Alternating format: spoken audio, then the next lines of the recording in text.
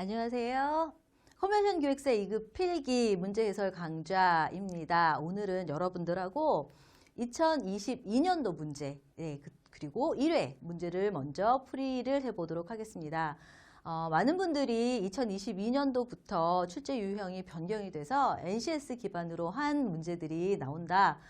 그리고 올해가 첫 해다 해서 굉장히 많이 걱정을 하셨던 것 같아요. 근데 막상 이렇게 뚜껑을 열어보고 나니 여러분들이 생각하신 것만큼 걱정을 많이 하지 않으셔도 될 것 같다라는 말씀 먼저 좀 드리면 좋을 것 같고, 그 다음에 1회 문제를 살짝 좀 분석해서 소개를 좀 드리자면, 여러분 다 아시는 것처럼 이제 21년도까지 우리가 시험을 봤던 게 컨벤션 산업론, 그 다음에 뭐 호텔 관광 실무론, 그 다음에 컨벤션 영어였잖아요. 그런데 이 세 과목이 컨벤션 기획, 컨벤션 운영, 그 다음에 부대 행사, 기획 운영 이렇게 이제 변경이 되면서 그러면 기존에 있던 호텔 관광 실무론이나 컨벤션 영어는 없어지나요?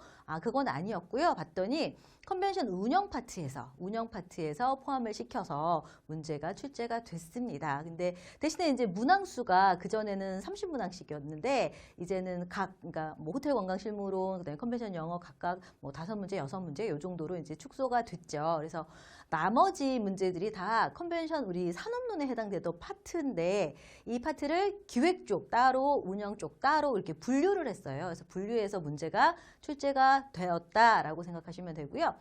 그러면 이제 부대 행사 파트의 이벤트하고 전시. 물론 이벤트하고 전시가 우리가 한 번도 다뤄보지 않았던 문제들은 아니에요. 그래서 21년도, 20년도, 19년도 이렇게 문제들이 간간히 출제가 됐었던 건데 단지 이제 2개 파트로 항목이 20문항 이렇게 나오다 보니까 기존에 뭐 문제가 한 대여섯 문제 출제됐던 것이 좀 많아졌죠. 문제 수가. 그러니까 이 얘기는 뭐냐면 우리가 알고 있던 풀어봤던 이벤트 쪽, 전시회 쪽이 조금 더 심도 있는 문제들이 추가가 됐다. 그리고 전혀 예상치 못했던, 그러니까 한 번도 보지 못했던 문제들도 간간히 보이기 시작을 했다라는 거예요. 그리고 지금 이제 여러분들 그러면 이벤트하고 부대 행사 쪽, 그러니까 파트 중에 전시회를 더 많이 공부를 해야 될까요? 네, 더 많이 이제 하실 필요가 있으신데, 근데 너무 걱정하지 않으셔도 되는 게 컨벤션 기획사 필기 문제가 워낙에 문제가 좀 쉽죠. 난이도가 그렇게 높지 않은 그런 문제예요. 근데 역시나 22년도 1회에서도 여러분들이 예상하셨을까요? 이제 어떤 식으로 나왔느냐? 충분히 상식선에서 풀 수 있는 문제들 위주로 나왔습니다. 그러니까 합격선에서는 별 이렇게 걱정 안 하셔도 될 것 같다라는 얘기죠. 그러니까 뭐 한 번도 접해보지 못했고 새롭게 나오는 문제들이고 하는 게 그렇게 이제 퍼센티지가 높지 않기 때문에 합격선 뭐 우리가 이제 60점 이상, 70점 이상 이 정도로 이제 뭐 점수를 맞으셔서 필기를 합격하고 싶어 하신다라고 하면 걱정하지 않으셔도 될 것 같다라는 말씀 드리고 이제 본격적으로 오늘 문제 풀이 시작을 하겠습니다. 자, 어떤 문제들이 나왔느냐 보시는 것처럼 1번 국제회의 산업 육성에 관한 법령상 국제기구나 국제기구에 가입한 기관 또는 법인, 단체가 개최하는 국제회의의 요건에 해당하지 않는 것. 이 문제 정말 많이 보셨죠? 이제는 답 다 외우실 것 같은데 우선 답 찾아보고 설명드릴게요. 1번, 해당 회의에 5개국 이상의 외국인이 참가할 것. 2번, 회의 참가자가 300명 이상이고 그중 외국인이 100명 이상일 것. 3번, 3일 이상 진행되는 회의일 것. 4번, 전체 참가자가 최소 1박 이상 상업적 숙박시설을 이용할 것. 네, 다 찾으셨죠?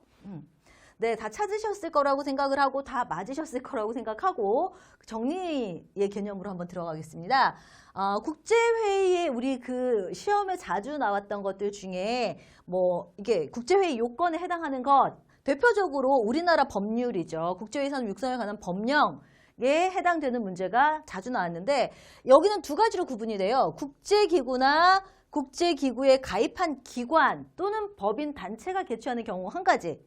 그 다음에 또 아래 보시는 것처럼 국제기구에 가입하지 않은 국제회의도 많잖아요. 이제 그런 경우에 어떤 기준일까라는 거죠. 그래서 첫 번째, 국제기구나 국제기구에 가입한 기관 또는 법인 단체가 개최할 때 우리가 국제회의다라고 하는 요건은 기억하실 거예요. 5개국 이상 외국인이 참가할 것. 그 다음 참가자 숫자가 300명 이상이고 그 중에 외국인이 100명 이상일 것. 그 다음에 개최하는 날짜는 3일. 3일 이상 진행될 것이죠. 요게 우리나라 법률, 국제회의 산업 육성에 관한 법령상의 기준이고요. 그 다음에 또 하나는 국제기구나 국제기구에 가입한 기관 단체인 경우에죠. 그 다음에 또 하나, 국제기구에 가입하지 않은 단체, 역시 국제회의 산업 육성에 관한 법령 중에서 가입하지 않은 단체가 주최할 때는 회의 참가자 중 150명 이상의 외국인이 참가를 하고 그 다음에 이틀 이상 진행되는 회의이면 됩니다. 네. 그런데 제가 참고로 아래 하나를 더 소개를 드렸죠. 이거는 UIA, Union of International Associations, 여러분들 다 알고 계시는 단체예요. 그렇죠? 우리 국제회의하고 관련된 국제기구인데 이들이 정한 국제회의 기준은 참가국 수 5개국 이상, 우리랑 동일하다 그랬어요. 그 다음에 참가자 300명 이상, 동일하네요. 차이점이 뭐다? 참가자 중 외국인이 40%, 여기는 비율이에요. 우리는 지금 100명 이상이라고 얘기를 했는데 여기는 40% 이상이라고 되어 있죠. 그래서 요 세 가지가 돌아가면서 시험에 좀 자주 나오고 있다. 네, 여러분 다 알고 계시는 문제라고 생각을 합니다. 자, 2번 넘어가겠습니다. 컨벤션 프로그램 일정을 계획할 때 고려사항으로 가장 거리가 먼 것. 일단 여기서 이제 문제를 보시면 컨벤션 프로그램 일정이에요. 컨벤션 프로그램이라고 하는 건 뭐예요? 회의 프로그램 아니면 그 안에 사교 프로그램 아니면 뭐 식음료 쪽 뭐 여러 가지 어쨌든 전체적인 일정 안에 들어가는 프로그램이잖아요. 이제 그것을 계획할 때 고려해야 될 사항으로 가장 거리가 먼 것입니다. 찾아보겠습니다. 1번 컨벤션 개최의 필요성, 2번 회의 시설의 제약사항, 3번 운영될 회의 유형, 예상 운영 시간, 그 다음에 4번 참가자의 회의장 간 이동 시간. 거리가 먼 거예요. 프로그램을 우리가 계획을 할 때 아닌 것. 네. 컨벤션 개최의 필요성은 이미 이 프로그램을 짜기 전에 그쵸? 했었어야 되죠. 이건 순서적인 문제를 물어보는 거예요. 그쵸? 나머지는 다 포함이 되는 거죠. 시설의 제약사항이 있는지 없는지. 왜냐하면 우리가 기획하고자 하는 이제 프로그램을 만들고자 할 때 지금 예를 들어서 뭐 전체가 다 모이는 회의장과 그다음에 분과회의가 진행돼야 되는데 가장 그 베스트는 우리가 어떤 케이스냐면 전체 회의장과 분과 회의장이 여기처럼 뭐 거리가 멀지 않거나 한 층에서 다 진행할 수 있다면 더 좋다라는 거죠. 근데 만약에 이게 불가해서 뭐 2개 층, 3개 층으로 분할이 돼야 된다. 뭐 이런 점이 있는지 없는지 이런 것들을 이제 우리가 생각을 해야 되는 거고 그렇게 되면 또 보시는 것처럼 뭐 운영되어야 할 회의 유형, 강연이냐 패널이냐 따라서 예상 운영 시간도 왜냐면 다음 프로그램을 정해야 되니까 다음 프로그램의 시간을 어떻게 배정을 할 건지를 대해서 이런 것들을 고려를 해야 된다라는 거죠. 네. 그 다음에 3번 넘어가겠습니다. 다음 중 소집단 회의 또는 분과 회의의 형태가 아닌 것은이에요. 1번 prerequisite, 그쵸? prerequisite session. 발음이 제가 죄송해요. prerequisite session, 그 다음에 concurrent session, breakout session, wrap-up session. 네. 그러니까 뭔가 소규모 그룹이고, 그쵸? 뭐 이런 식으로 진행을 하는 게 아닌 것은이에요. 네, 랩업이죠, 랩업. 랩업이라는 의미는 회의가 다 진행이 되고 전체가 다 모여서 마무리하는 정리 세션이다라고 보시면 돼요. 그러니까 전체 회의예요. 그 다음에 prerequisite size, 여기 제가 prerequisite 세션 같은 경우에는 다시 정리 좀 했는데 일단은 소집단 회의예요. 네, 이 아이는 바로 소집단 회의고 또 일정한 조건에 의해서 참가 대상이 제한되어 있어요. 그래서 이 프리리퀴짓 같은 경우에는 이 자체로 시험 문제도 좀 자주 나왔었죠. 그 다음에 컨커런트라는 용어, 컨커런트가 동시에 여러 개가 진행된다라는 의미로 이게 이제 바로 분과회의, 분과 세션의 의미죠. 그 다음에 브레이크아웃 같은 경우에는 이제 조별로 나와서 이제 따로 토론을 하는 이런 형태이기 때문에 이거는 이제 소규모로 진행이 되는 회의다라는 거. 네. 자, 그 다음에 4번입니다. 다음 중 회의 유형을 가장 올바르게 선택한 경우는 1번 새로운 인터넷 검색 로봇 기술에 관한 교육 훈련을 위해 포스터 세션을 준비했다. 네, 한번 보시겠습니다. 교육 훈련을 위해서 포스터 세션을 준비했다. 2번 기술과학에 관한 학술 문제를 토론하기 위해 컨퍼런스를 했다. 나노산업협회 총회, 부수적인 소규모 회의, 전시 등을 함께하기 위해서 세미나를 개최했다. 4번 하나의 주제에 대해 상반된 견해. 하나의 주제에 대해 상반된 견해를 가진 동일 분야의 전문가들이 사회자의 주도하에 청중 앞에서 벌이는 공개 토론회로 워크숍을 선택했다. 네. 뭘까요? 이게 지금 이 선택이 다 옳은 것이냐? 아니겠죠? 하나만 맞겠죠? 어떤 선택이 맞았을까요? 네. 두 번째 거. 일단 왜 틀렸는지 1번부터 한번 소개를 드려볼게요. 새로운 인터넷 검색 로봇 기술에 관한 교육 훈련을 위해서 포스터 세션을 준비했다. 포스터 세션이 어떤 거냐? 아시는 분은 아시겠지만 혹시 모르시는 분을 위해서 아래 소개를 드렸는데 그림이 잘 보이실려나요? 이렇게 포스터 판넬이라고 저희 얘기하죠. 포스터 판넬에다가 이렇게 부착시키는 거. 그 다음에 뭐 이렇게 포스터 판넬에다가 이렇게 부착시키는 거. 누가 부착시키느냐? 포스터 발표하시는 분이 갖다가 이렇게 부착을 시켜놓는 거예요. 그러면 참가자들이 쭉 걸어 다녀 보면서 이 포스터에 대해서 점수를 매겨주죠. 네. 어떤 경우는 이 포스터 앞에서 본인이 프레젠테이션 하는 경우도 있어요. 이 두 번째 그림 같은 경우는 이제 본인이 직접 이제 부착하는 이런 모습이거든요. 그렇기 때문에 인터넷 검색 로봇 기술에 관한 교육 훈련을 위해서 안 되죠. 포스터 세션은. 그래서 이런 경우는 뭐 워크숍을 진행한다라는 거죠. 워크숍 같은 경우에는 교육 훈련에 이제 조금 방점을 찍고 있는 거예요. 그렇죠? 그 다음에 두 번째, 기술과학에 관한 학술적인 문제. 학술적인 문제를 토론하기 위해, 네, 컨퍼런스 맞습니다. 그렇죠? 컨퍼런스. 그 다음에 세 번째, 총회. 그 다음에 소규모 회의, 전시 이런 거 다 하는 걸 뭐라 그런다고 그랬죠? 컨벤션 아니면 우리 컨그레스라고 얘기하잖아요. 그렇죠? 그래서 세미나 아니고요. 그 다음에 하나의 주제 상반된 견해, 이거 많이 보셨을 거예요. 하나의 주제에 상반된 견해 가진 전문가들이 서로 토론하고 하는 거 뭐라고요? 워크숍이 아니라 포럼이나 심포지엄이다 라고 하죠. 근데 이 둘의 차이점, 심포지엄 같은 경우에는 뭐예요? 청중들이 자유롭게 의견을 주고 토론을 하고 할 수 있는 게 아니라 그랬죠. 왜냐하면 사회자가 좀 엄격하게 진행을 시킨다라는 얘기를 했어요. 네. 그 다음에 참고로 세미나에 대한 소개를 좀 드리면 교육 및 연구 목적 의견 교환이 자유로우며 또 토론 참석자 중 한 사람이 모임을 이끌어가는 형태를 우리가 세미나라고 한다. 그래서 이거는 이제 회의의 유형은 저희가 뭐 문제 풀어보시면서 워낙에 많이 공부를 하셨기 때문에 다 알고 계실 거라고 생각하는데 그래도 이렇게 정리를 한번 하셨으면 좋겠고요. 사실 뒤에 또 나왔어요. 문제가. 네, 중복돼서 나왔기 때문에 소개를 먼저 드렸습니다. 자, 그 다음에 5번. 계산 문제 나왔네요. 네. 총 고정 경비는 4,430만 원이고 참가자 1인당 변동비는 6만 1,000원으로 분석되었다. 그리고 참가 예상자는 최소 1,700명으로 예측하고 있다. 컨벤션 조직위원회에서는 컨벤션 개최를 통하여 500만 원의 이익을 창출하고자 한다. 1,700명이 참가하는 것을 전제로 할 경우 주최 조직의 재정 목적 달성을 위한 1인당 최소 참가비는 우리가 뭐라고도 할 수 있다고 그랬죠? 등록비라고도 할 수 있고 최소 참가비라고도 할 수 있고 말씀드렸죠.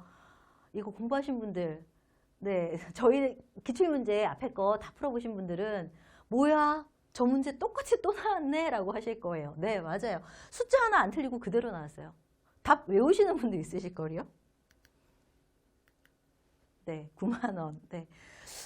일요라서 아마 쉽게 나왔을 것 같아요. 뭐 다음 문제에는 요거 좀 변형해서 나오지 않을까라는 생각이 드는데 어찌되었건 그래도 알아야 될 거 아니에요. 우리가 그래서 1인당 최소 참가비 뭐라고 한다고요? 등록비라고 할 때도 있다고요. 계산하는 방법은 뭐다? 총 고정 경비 플러스 총 변동비. 어쨌든 사용할 수 있는 모든 비용을 더해서 예상 참가자 수를 나누면 되죠. 근데 여기에 보면 총 고정 경비는 나와 있는데 총 변동비가 안 나와 있단 말이에요. 대신에 알 수 있는 거 1인당 변동비가 6만 1,000원인데 참가자가 몇 명? 1,700명이라고 한다. 그럼 어떻게 하면 돼요? 곱하기 하면 되잖아요. 그쵸? 6만 1,000원에서 1,700명. 그래서 나온 값에다가 1,700을 나누면 되는데 여러분 계산해 보시면 이게 1억 4,800이 나오거든요. 근데 한 가지 추가해야 되는 부분이 바로 이 부분이죠. 500만 원의 이익을 창출하고자 한다. 그렇다면 이 전체의 금액이 아니라 얼마가 더 들어가야 돼요? 500만 원이 추가가 돼야 되죠. 그래서 1억 5,300을 1,700으로 나누면 1인당 9만 원이 된다. 이렇게 계산이 나왔어요. 네, 제가 이 문제 동일하게 진짜 하나 뭐 틀린 거 없이 그대로 나왔습니다라고 얘기하지만 방법은 아셔야 돼요. 다음에 그대로 나올 수 있다라는 거는 보장을 못하니까 방법을 아시면 근데 그렇게 어렵진 않잖아요, 그렇죠? 네, 풀어보시면 되고요. 그다음 6번입니다. 컨벤션 운영 시 고정비와 변동비의 연결이 틀린 거. 그러니까 고정비, 변동비 이 순서가 잘못된 거예요. 1. 사무국 운영비, 식음료비, 회의장 임차료, 등록 가방 제작비, 참가자 기념품비, 홍보비, 초청 연사 경비, 수교물 비용 이렇게 되어 있거든요. 어떤 걸까요? 네, 다 알고 계시죠? 네. 고정비라고 하는 건 뭐다? 사람의 머릿수가 바뀐다고 해도 그대로 다 소비가 돼야 되는 비용. 변동비는 그쵸? 머릿수에 따라, 그러니까 참가자 수에 따라 소비돼야 되는 그 사람의 숫자에 따라 가격이 달라지는 것들이죠. 그런데 참가자 기념품비는 어때요? 참가자 기념품은 참가자가 1000명일 때와 500명일 때 달라지잖아요. 그쵸? 그 다음에 홍보비, 오히려 이 두 아이가 바뀌었어야 되는 거죠. 그쵸? 홍보비 같은 경우는 고정비잖아요. 자, 그 다음 7번입니다. 주로, 앞에 거 우리 했던 거죠. 어떤 문제 해결을 위해 특정한 주제를 가지고 있고 새로운 지식, 기술, 아이디어 등을 다루며 단기간이고 집중적인 교육 프로그램으로 어떤 문제를 해결하기 위해 함께 모여 의견을 나누거나 토론하는 형태의 회의. 뭐 단지 한글을 영어로 바꿨다. 1. 세미나, 2. 워크숍, 3. 심포지움, 4. 패널 디스커션. 뭐다? 네. 일단은 워크숍 같은 경우에는 뭐가 방점을 찍는다? 교육 프로그램. 네. 그리고 주로 단기적이고 집중적이에요. 네. 이걸 워크숍이다라고 얘기를 하는 거죠. 세미나는 제가 앞에서 소개드렸고, 심포지움 말씀드렸고, 그 다음 패널 디스커션인데, 패널 디스커션 같은 경우에도, 지금 패널 같은 경우, 우리 지금 뭐 포럼, 심포지움 이런 얘기를 했잖아요. 근데 이제 패널이라고 하는 사람들을 그러니까 서로 그 전문가들이죠. 서로 의견이 다른 전문가들을 모셔다 놓고 의견을 주고받는 거. 그럼 포럼 심포지움이나 뭐 비슷하겠네요. 그렇게 생각하셔도 돼요. 근데 이제 여기의 차이점은 패널이라는 용어가 들어가게 되면 이제 패널 토론, 패널 토의. 근데 특히 이제 이런 패널 토의 같은 경우에는 청중의 의사를 묻거나 뭐 이런 쪽보다는 이 전문적으로 패널의 의견이 집중된다라고 생각하시면 되고, 그 다음에 여기 클리닉이라는 걸 하나 더 좀 소개를 드리면, 우리 지금 왜냐면 위에 보시면 뭐 문제를 해결하고 뭐 이런 표현이 있잖아요. 그래서 문제를 해결하고 구체적인 문제점들을 분석하고 해결하고 그 다음에 어느 분야의 이런 기술이나 지식을 습득하기 위해서 네, 이런 집단회의 형식 이런 경우도 또 우리가 클리닉이다라고 얘기해 줄 수 있어요. 그러니까 뭔가 가지고 있는 문제를 바로 해결하는 거. 여기서는 보시면 구체적인 문제점을 분석, 해결 이쪽이 클리닉으로 이해를 하시면 될 것 같아요. 그래서 이렇게 쭉 보시면 용어가 이렇게 좀 비슷하게 내지는 이렇게 설명이 좀 비슷하게 되는데 제가 지금 동그라미 치고 밑줄 긋고 했던 파트가 그래도 그 단어에 해당되는 조금 핵심 파트, 핵심 어떤 그 어구라고 생각하시면 될 것 같거든요. 그래서 그렇게 외우시면 그래도 많이 착오 없이 푸실 수 있을 것 같아요. 자, 8번입니다. 국제회의 산업 육성에 관한 법령. 또 나왔네요. 그쵸? 국제회의 산업 육성에 관한 법령. 이번에는 뭐가 났냐면요. 국제회의 도시 지정령. 기억나시죠? 이거 많이 풀어봤죠? 이것도 역시. 국제회의 도시 지정 신청을 하고자 하는 경우 특별시장, 광역시장 또는 시장이 문화체육관광부 장관에게 제출하는 서류에 해당하지 않는 것.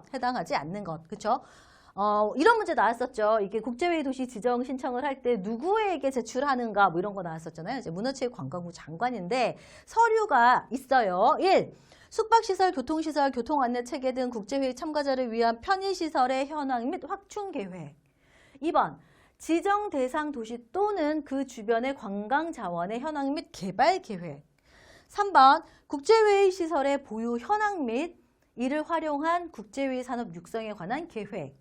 4번 300명 이상 참가한 국내 회의 유치 및 개최 실적. 네, 바로 답 알려드렸죠? 1번, 2번, 3번 맞고요. 4번에서 뭐 300명 이상 이런 숫자 제한 없고요. 국내 회의 아니고요. 일단 국제회의예요. 국제회의를 유치하고 개최한 실적 및 계획이 들어가요. 이렇게 해서 국제회의 도시 지정으로 신청하고자 할 때는 이렇게 4가지가 포함이 된다라고 정리를 하시면 되겠습니다. 자, 9번 들어갈게요. 컨벤션 행사 중 국제 세미나 개최 시 홍보 수단을 결정하는 데 있어서 다음 중 저비용 고효율 홍보 수단은 홍보 수단 중에 저비용 고효율 이 문제 그대로 몇 번 나왔죠. 네, 마찬가지. 답 금방 찾으실 수 있으실 건데 라디오, 인적 판매, DM, 다이렉트 메일, 기브어웨이. 네, DM. 그쵸. 우리가 DM이란 말 그대로 사용하잖아요. 그쵸. 근데 보시면 저비용 고효율 다이렉트 메일인데 이거는 이제 타겟이 명확한 경우잖아요. 근데 라디오 불특정 다수. 그쵸? 그 다음에 인적 판매나 사실은 인적 판매나 기브어웨이도 보면 타겟이 명확하게 가서 할 수 있잖아요. 근데 단점은 뭐다? 비용이 고비용인 거죠. 이거는 저비용은 아닌 거잖아요. 그쵸? 기브어웨이 같은 경우에도 우리 왜 그 선물 같은 거 주는 거 저렴한 거 주면 되는 거 아니에요? 근데 이 선물 같은 경우에는 뭐 어떤 경우는 보면 그냥 타겟을 딱 정해서 주는 경우도 있지만 이제 그런 경우는 저렴한 거 주기는 좀 그렇고요. 그냥 왜 우리 일반인들한테 뭐 이렇게 전시회에 가서 홍보하고 뭐 이런 거 할 때도 보면 이렇게 나눠주는데 그때 좀 저렴한 것도 주잖아요. 근데 여기서 얘기하는 국제 세미나를 개최할 때 홍보하는 데는 네, 조금 이제 고가 뭐 이런 비용이기 때문에 좀 고비용이라고 볼 수 있다라는 거죠. 그나마 이제 비용은 적게 들면서 효율이 높은 건 DM이다. 자, 그 다음에 10번입니다. 개최지로 선정되기 위해서 CBB, 우리 컨벤션 뷰로 다 알고 계시죠? 컨벤션 뷰로는 잠재적 회의 주최자와 조직위원회 회원들을 개최지에 방문하도록 초대하여 여러분 다 아시죠? 팸투어, 그쵸? 팸투어를 제공한다. 그래서 팸투어 시 포함되어야 하는 사항으로 가장 거리가 먼 것. 우리 도시에서 컨벤션을 개최를 할 수 있어요 라는 것들을 알려주기 위해서 팸투어를 하는 거죠. 그러면 그때 알려줘야 돼요. 그때 포함되어야 되는 사항이 아닌 것은 찾는 겁니다. 1. 회의장의 시설 및 위치 등과 같은 개최지의 일반적 사항에 대해 설명한다. 2. 다양한 컨벤션 시설과 호텔 간 또 지역 간 수송 커뮤니즘에 대해 설명한다. 그 다음에 3번 개최지의 독특한 관광지, 행사 등을 관람한다. 4. 위험 요소를 사전에 언급하고 이에 대한 대비책을 회의 주최자가 직접 마련하도록 공지한다. 네. 어떤 게 아닐까요? 위험 요소를 사전에 언급하고 맞습니다. 그 다음 이에 대한 대비책을 회의 주최자가 직접 아니죠. 우리가 이런 점들이 조금 미비합니다. 좀 불완전합니다. 알아서 대책을 강구하세요. 그러면 주최하고자 하는 사람이 굳이 거기 가서 할까요? 아니죠. 그래서 사전에 언급하고 우리가 어떤 식으로 대비를 할 거다. 사실은 이제 굉장히 솔직한 거잖아요. 우리가 이런 위험성을 갖고 있는데 우리의 대비책은 이런 겁니다. 그래서 주최하시는 쪽에 오케이 한다라고 하면 이제 개최할 수 있도록 해주는 거죠. 그쵸? 그 다음에 11번 컨벤션 산업의 관계 마케팅 적용에 관한 설명으로 옳은 것은 마케팅 문제 그쵸 좀 많이 나오기 시작했었잖아요. 그래서 역시 이 22년도에 어떤 이제 변경되는 이 출제 기준 때문에 마케팅 문제가 그 한 3년 정도 계속 나왔던 것 같은데 그 중에 이제 관계 마케팅이라는 표현이 나왔었어요. 컨벤션의 관계 마케팅이라는 건 뭐다? 대표적으로 여러분들 보면 홈페이지를 통한 마케팅이라고 생각을 하시면 조금 이해가 쉬우실 것 같아요. 불특정 다수가 와서 보는 게 아니고요. 이 컨벤션의 홈페이지라고 하는 건 참가하고자 하는 사람 내지는 관련 있는 사람들만 회원 가입을 하고 정보를 받고 이런 식으로 이제 할 수 있잖아요. 근데 뭐 어쨌든 관계 마케팅에 대한 거 한번 볼게요. 마케팅의 목표는 일회성 거래 관계 창출을 위해 성립된다. 2번 고객과의 관계를 파트너십으로 간주한다. 3번 고객 관리 방식은 불특정 다수를 대상으로 한다. 4번 고객과 제한된 의사소통의 기회를 가진다. 네, 어떤 걸까요? 네. 이해되시죠? 네. 특별하게 설명 안 드려도 이해 충분히 되실 것 같아요. 고객과의 관계를 파트너십으로 간주한다. 여기에 고객은요, 참가자도 되고 후원하시는, 스폰하시는 분들도 되고, 그렇죠? 그 외에 관련이 있는 분들이 다 파트너십으로 될 수 있다라는 거죠. 뭐 예를 들어서 전시회에 참가하려고 하는 전시 업체라던가 이런 쪽도 역시 파트너십으로 간주할 수가 있다라는 거예요. 그래서 일단 1번 같은 경우는 일회성이라는 게 아니죠. 지속적으로 가야지 관계 마케팅의 어떠한 매력을 제대로 이렇게 창출할 수 있는 거고, 그 다음에 이렇게 역시 관리 방식이 불특정 다수 아니라는 거죠. 그렇죠? 관련 있는 사람들만. 그 다음에 고객과 제한된 의사소통의 기회를 가진다. 제한되지 않죠. 그렇죠? 자유롭게 의사소통을 할 수 있다라는 거죠. 네. 자, 12번. 다음 중 컨벤션 홍보 매체별 특성. 네, 홍보 매체별 특성에 대한 내용으로 틀린 것은, 홍보 매체가 여러 가지가 있는데 그 중에 설명이 아닌 것은 1. 현수막 또는 배너의 경우. 현수막 배너 다 아시죠? 제작 단가가 높고 많은 양의 정보를 전달하기 어렵다. 이 DM, 우리 앞에서 설명드렸던 거예요. 다이렉트 메일, 우편물 아니면 EDM 요즘 많이 쓰죠. 이런 거 사용 시에는 전체적인 구성, 표지, 내용, 발송 시간 등을 고려해야 한다. 3번, 인터넷은 많은 양의 정보 전달이 가능하나 수요자와 접근의 제한성이 있다. 4번, 브로셔, 우리 뭐 리플렛이라고도 하고 하는 브로셔는 참가자 지향적 수단이나 많은 양의 폐기와 낭비가 발생한다. 틀린 것. 네. 일단 현수막 또는 배너의 경우 제작 단가가 높고, 현수막 배너 어떤 건지 아시죠? 이렇게 위에 이렇게 붙이는 거 아니면 뭐 이렇게 세로 배너 같은 거 생각보다 그렇게 제작 단가가 높은 편은 아니죠. 그러니까 홍보 매체 중에 예를 들어서 홍보 매체의 가장 대표적인 게 홈페이지다라고 하면 홈페이지 하나 제작하는데 뭐 1,000만 원대는 쑥 들어가잖아요. 그렇죠? 그다음에 이렇게 영상물, 그렇죠? 홍보 영상물 이런 거 뭐 몇천에서 뭐 이런 경우들이 많죠. 근데 제작 단가가 높다라고 볼 수는 없는 거죠. 그 다음에 많은 양의 정보를 전달하기는 어렵다. 이거는 뭐 그럴 수도 있고 아닐 수도 있는데 어쨌든 일반적으로 봤을 때 그 안에 많은 게 들어가기는 좀 어렵죠. 그렇죠?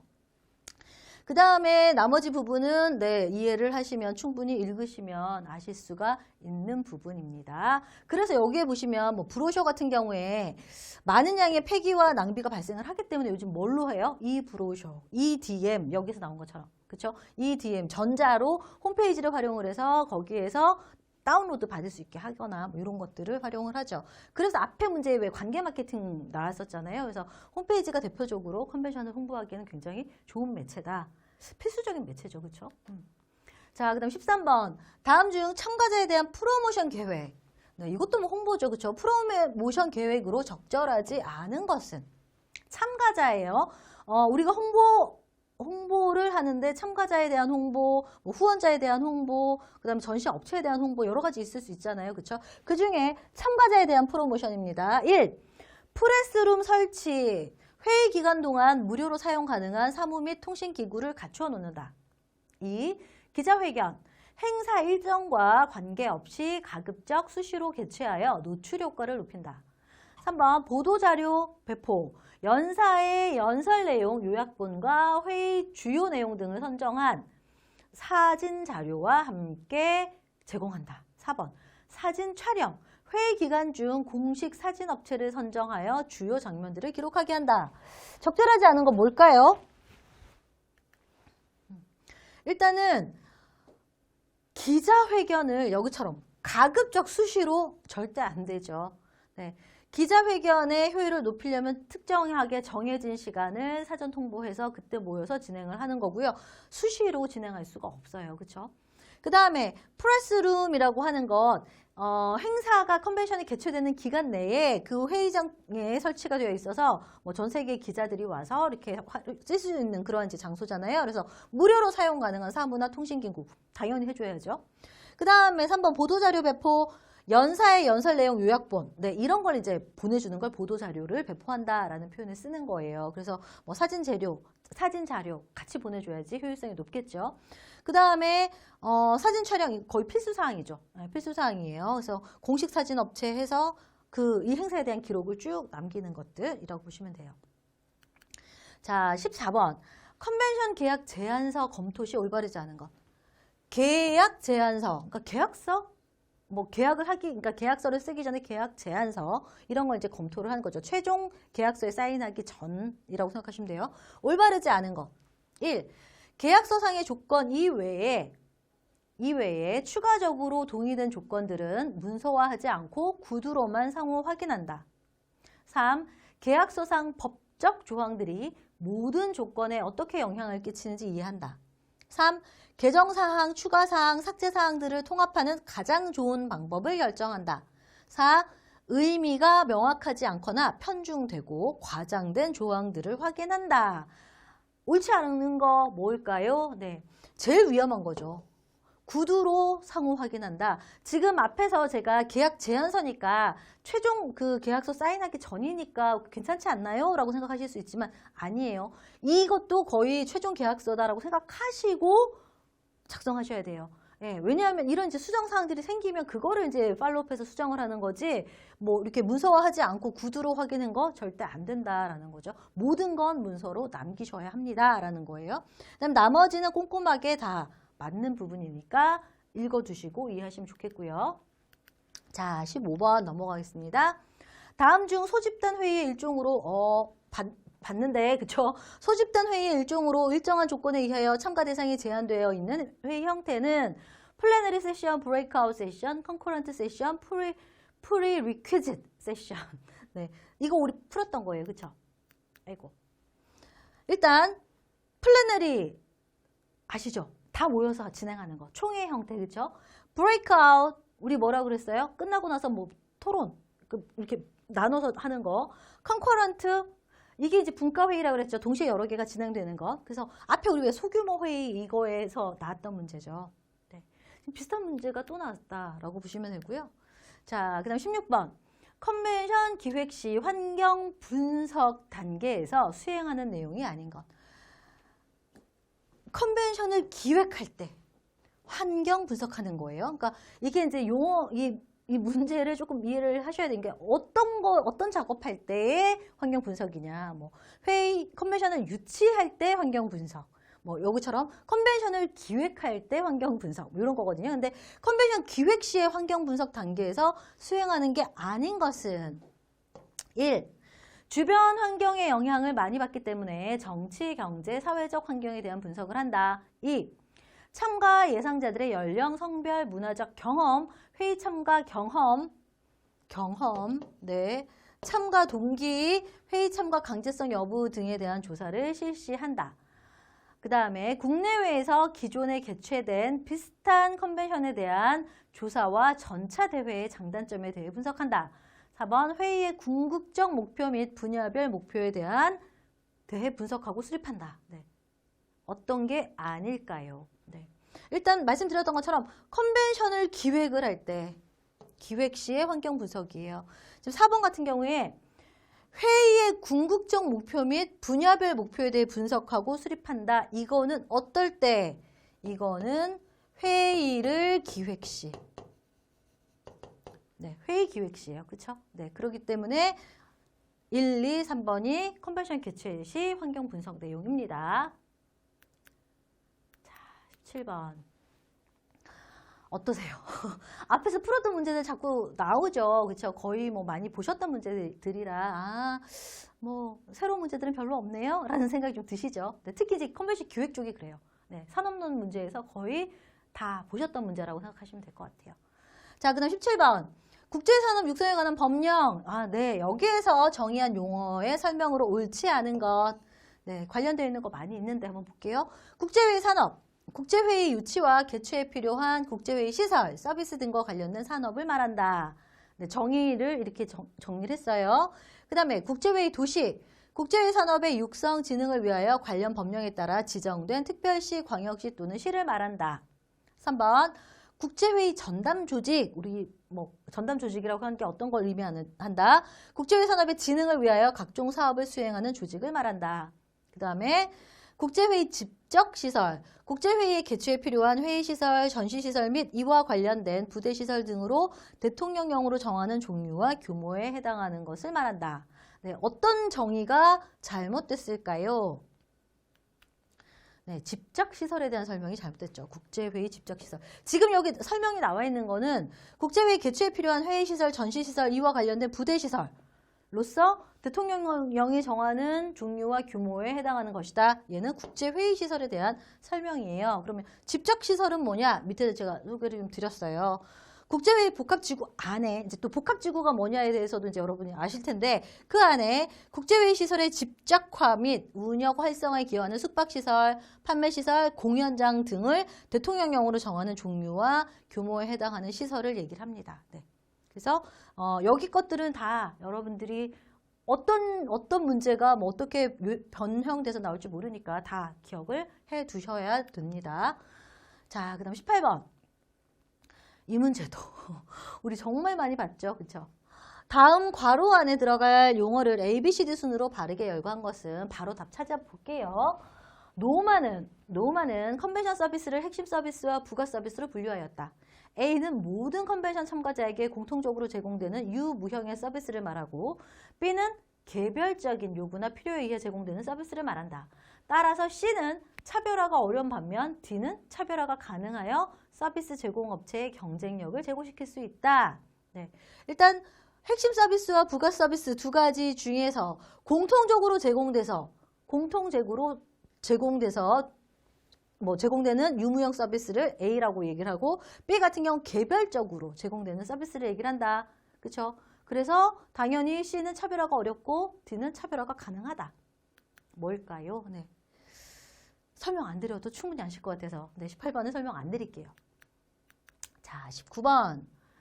기본적으로 연설자에게 보내는 서면 통신 중 행사 전에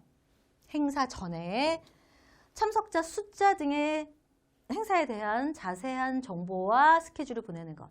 기본적으로 연설자에게 보내는 서면 통신 중 행사 전에 참석자 숫자 등 행사에 대한 자세한 정보와 스케줄을 보내는 것. 이걸 뭐라고 하느냐라는 거죠. 1. Reminder 2. Thank you letter 3. Invitation letter 4. Survey 뭘까요? Reminder라고 얘기하죠. 그러니까 하시는 분들에게 몇 번의 자료를 보내주죠. 그래서 뭐 제일 첫 번째 보내는 자료 같은 경우는 완전 기본적인 정보들. 두 번째는 어느 정도 이제 세팅이 된 정보들. 한 세 번째 정도. 그러니까 우리가 이제 리마인더라는 이제 표현을 쓰는데 거의 몇 명이 참석 예정이고 누가 참석하고 누가 발표하고 프로그램은 어떻게 되고 모든 것들이 좀 나와 있는 그래서 정보와 스케줄이 나와 있는 걸 우리가 리마인더라고 얘기를 합니다. 자, 20번. 다음 중 회의 주체별 주요 마케팅 활동에 관한 설명으로 틀린 것. 네, 또 마케팅 문제 읽어보시고 답 찾아보고 저희 설명드릴게요. 1. 컨벤션의 주체별 주요 마케팅 활동은 회의 유치 마케팅, 회의 참가자 마케팅, 회의 개최 장소 및 개최지 마케팅으로 구분할 수 있다. 2번. 개최지 마케팅은 PCO 등이 하드웨어로부터 제공받게 되는 서비스, 장소 제공, 각종 행사 진행에 수반되는 제반 활동으로서 시장 조사 및 환경 분석, 그 다음에 마케팅 목표 설정, 세부 실행 계획 수립 및 4P 활용 전략 등을 들 수 있다. 그 다음에 3번. 회의 유치하는 마케팅 활동은 회의 개요, 회의 유치와 관련한 주요 내용, 그 다음에 참가자 현황, 경제 환경 등 유치 경쟁 환경 분석을 들 수 있다. 4. 회의 참가자 마케팅 활동은 행사 진행과 운영 서비스, 고객의 애로 해소, 위험 관리 서비스 활동 등과 같은 현장 마케팅에 주력하여야 한다. 네. 설명이 잘못된 것은 어떤 걸까요? 되시겠어요? 일단 회의 참가자 마케팅. 이게 이제 뭐냐죠? 회의 참가자예요. 참가자들한테 하는 마케팅인데 이 얘기는 많이 참석해 주세요라고 하는 마케팅이잖아요. 그런데 행사 진행, 운영 서비스, 고객의 애로 해소, 위험 관리, 서비스 활동 이거는 현장에서 진행되는 활동이잖아요. 그래서 회의 참가자들을 많이 유치하기 위한 활동은 아니다라고 보시면 될 것 같고요. 나머지 거는 마케팅 주요 활동에 대한 설명이니까 잘 숙지해 두시고 역시 응용 문제 나올 수 있다는 거 유의해 두시면 좋겠습니다. 자, 21번입니다. 컨벤션 개최 이후에 평가 목적이 아닌 것. 이 문제 그대로 답도 항상 또 알고 계시는 거. 문제의 규명과 회피, 비용 대비 편익의 규명, 성공 및 실패 분석의 실패 요인 분석, 스폰서와 담당 조직의 만족도 확인. 네. 아니었죠. 그렇죠? 답도 그대로 문제 규명과 회피. 문제 규명까지는 오케이. 근데 회피는 아니다라고 말씀을 드렸어요. 그렇죠? 네. 그다음 22번. 전시회는 전시회 문제인데요. 네. 부대 행사 기획 그다음에 그 뒤에 운영 쪽에 전시회가 몰려 있지만 이 컨벤션 기획의 그 NCS 항목에 보면 전시회에 대한 소개가 또 있어요. 그래서 전시회 문제가 나온 거예요. 그래서 전시회는 다른 촉진 매체와 구별되는 몇 가지 특성이 있는데 다음에서 설명하는 전시회 특성은 전시회 특성 중에 어떤 거냐? 유망 고객이 공개적, 자발적으로 방문하여 실질적인 정보를 탐색할 수 있는 유일한 촉진 매체로서 고객들은 전시장 내 부스를 조성하여 참가한 다양한 기업들을 방문하고 각종 부대 행사에 참여함으로써 여러 가지 지식을 습득하고 새로운 아이디어를 탐색한다. 그래서 부스 내에 있는 판매원과 구체적인 상담도 할 수 있고 이를 통해서 고객 자신이 가지고 있던 문제점에 대한 해결책도 얻을 수 있다. 이건 어떤 특성이냐? 전시회의 어떤 특성이냐? 1. 3차원적 특성, 2. 선택된 매체의 3. 즉시성, 4. 경제성. 어디에 해당된다? 선택된 매체이다라는 거예요. 네. 지금 이제 아무나 그냥 가는 게 아니라 지금 여기서 보신 것처럼 유망 고객이 직접 자발적으로 갔잖아요. 선택한 거예요. 그렇죠? 그리고 부스도 선택을 해서 들어간 거죠. 그렇죠? 내가 거기 가서 상담도 하고 물건 보고 싶은 거 보고 뭐 이런 것들인 거잖아요. 각종 부대 행사 같은 경우도 그렇고요. 그래서 직접 뭐 상담도 할 수 있고 등등등 이에 대한 특성은 선택된 매체라는 뜻이고요. 1번의 3차원적 특성에 대한 설명은 이거예요. 전시회이기 때문에 직접 시연해 볼 수도 있고 실물을 확인할 수도 있고 그 자리에서 직접 해보는 거고 만져보고 테스트해보고 뭐 이런 것들. 그 다음에 즉시성이라고 하는 거는 참가 기업의 즉각적인 피드백이 가능하다. 현장에서.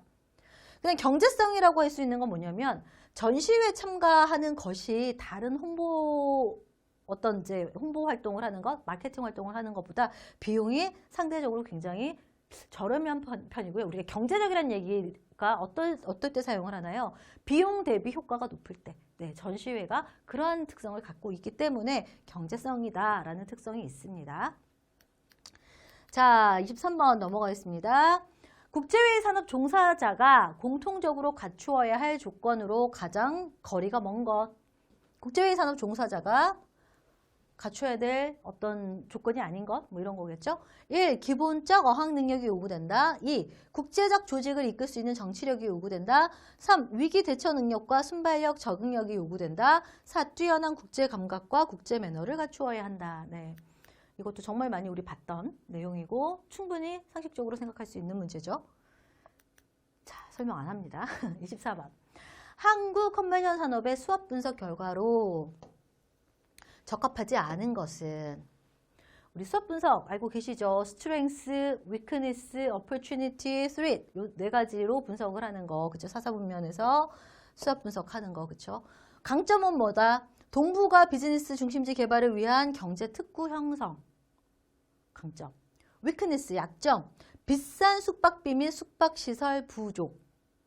어퍼튜니티, 기회. 주변국의 경쟁력 강화.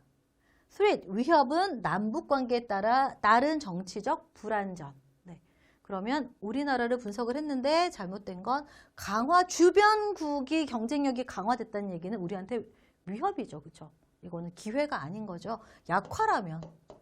그렇죠? 약화라면 오히려 맞겠죠. 그렇죠? 자, 25번. 다음 중 컨벤션 마케팅 믹스 4가지 요소에 대한 설명으로 틀린 거. 마케팅 믹스. 네, 컨벤션 마케팅, 프로덕트, 프라이스, 플레이스, 프로모션에 대한 설명이에요.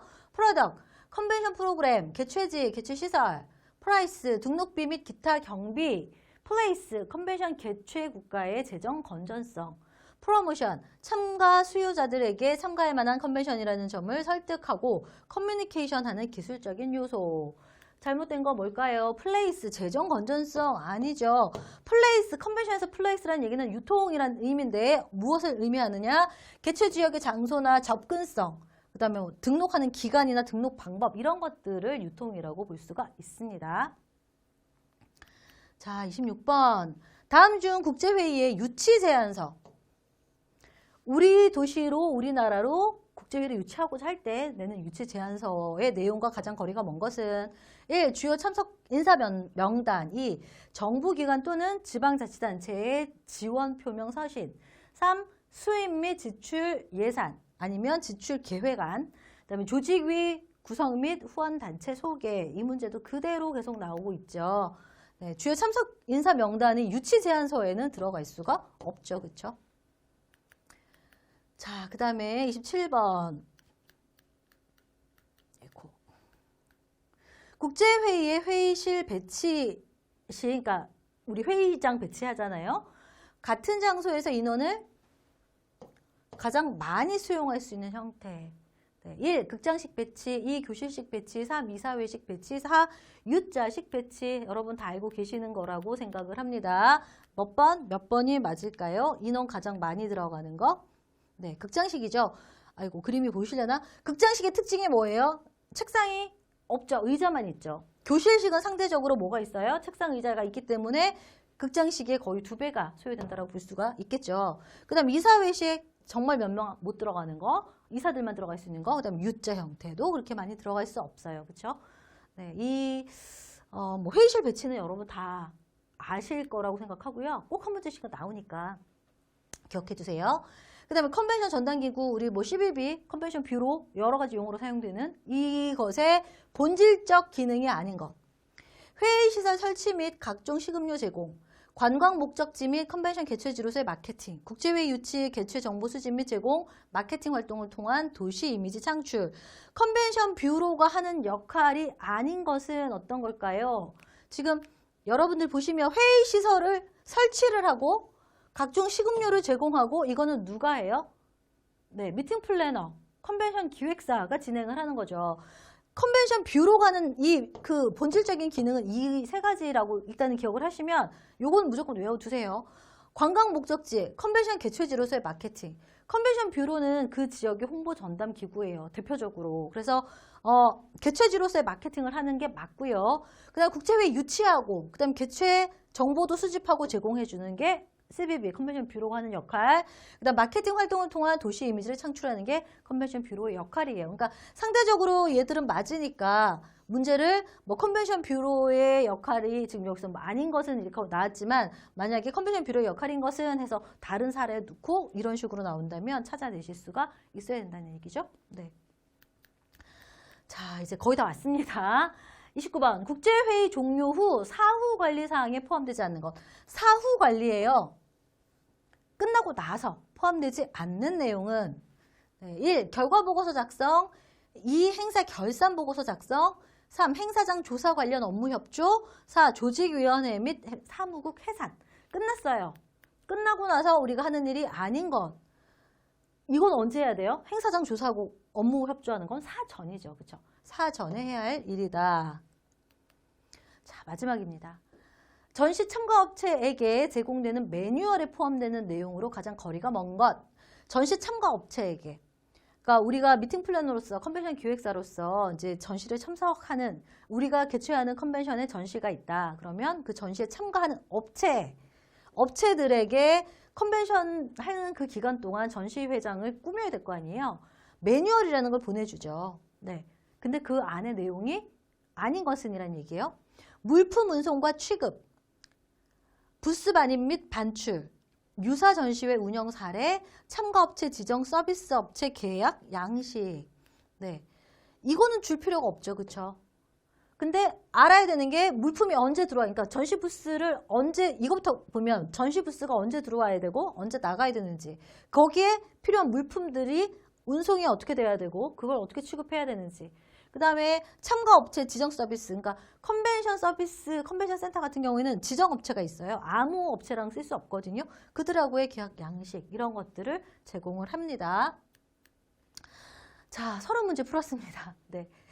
컨벤션 산업론 40문제 풀 때보다 10문제가 줄었죠. 네, 어떠셨어요? 근데 살펴보시니까 산업론에서 풀었던 문제도 웬만큼 뭐 이해하실 수 있다라면 충분히 풀 수 있는 문제라고 생각을 하죠. 네. 네, 오늘 수고 많으셨고요. 다음 시간에는 저는 이제 부대 행사 부대 행사로 다시 한번 찾아뵙도록 하겠습니다. 네, 고생 많으셨습니다.